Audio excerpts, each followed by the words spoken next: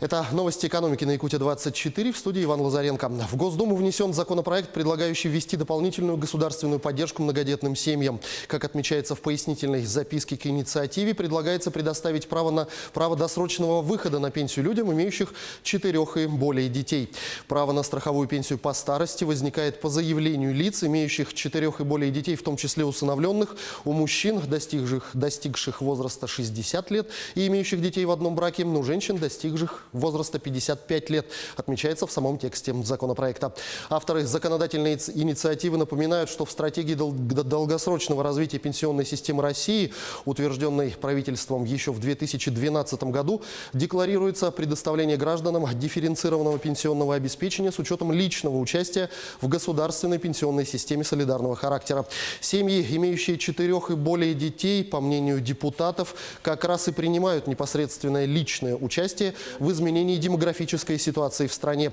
Поэтому возможность досрочного выхода на пенсию для лиц, имеющих 4 и более детей, послужит дополнительным стимулом для создания многодетных семей, что в свою очередь гарантирует финансовое наполнение социальных страховых фондов. Минсвязи объявила, что с 1 марта доступ к порталу госуслуг и к сайтам всех федеральных и региональных органов власти будет бесплатным. У пользователей интернета посещение этих ресурсов не будет зачитываться в общий объем трафика. Эти сайты будут доступны даже при нулевом балансе. В послании Федеральному собранию президент Владимир Путин предложил запустить проект «Доступный интернет», то есть обеспечить всем россиянам бесплатный доступ к социально значимым отечественным ресурсам. По его замыслу, к таким сайтам можно будет подключаться и не платить за трафик. Уже 15 января оператор Ростелеком заявил, что поддерживает это предложение.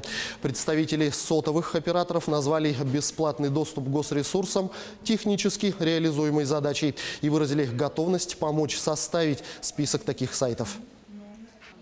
Госдума приняла в первом чтении законопроект, расширяющий возможности исполнения материнского капитала. Деньги от государства семьи смогут потратить на строительство или реконструкцию жилого дома на садовом земельном участке. Речь в законопроекте идет об объектах именно индивидуального жилищного строительства. Однако и у садового домика, если он уже был ранее построен, будут шансы войти в эту программу. Например, если семья решила утеплить здание или провести коммуникации. В законопроекте предусмотрена и реконструкция садовых домов. Если после реконструкции дом можно будет признать жилым, то станет возможным направление на эти цели материнского капитала.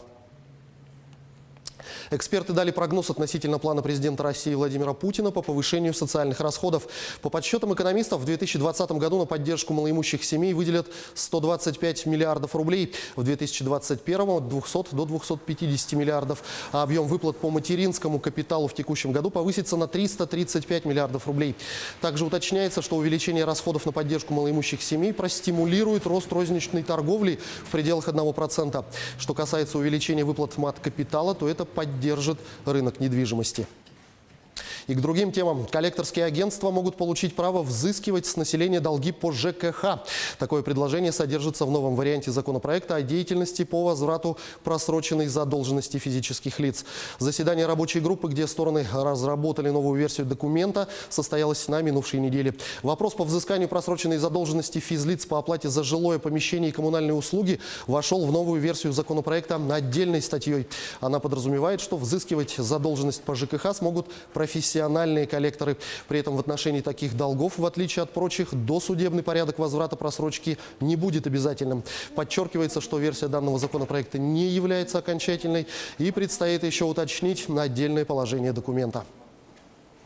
На этом у меня все. Оставайтесь в курсе экономических событий на Якутия-24.